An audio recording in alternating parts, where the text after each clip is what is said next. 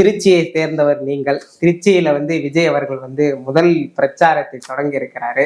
எப்படி பாக்குறீங்க இந்த பிரச்சாரத்தை? பிரச்சாரம் பண்றது வரவேற்கத்தக்க கூடிய விஷயம்.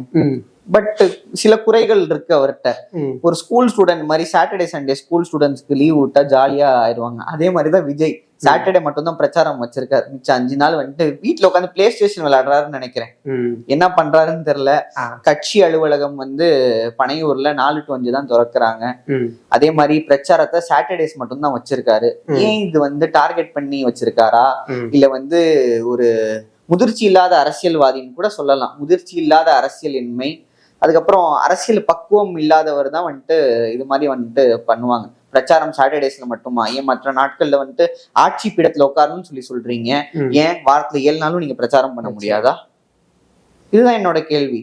7 நாள் பிரச்சாரம் பண்ணுங்க, மக்களுக்காக வெளியில செயல்படுங்க சார். பிரச்சாரம் பண்ணுவீங்க, சரி ஒத்துக்கிறேன். மக்களுக்காக பாருங்க, பல தலைவர்களோட பிறந்த நாள் வருது, நினைவு நாள் வருது, வெளியில மாலை அணிவீங்க.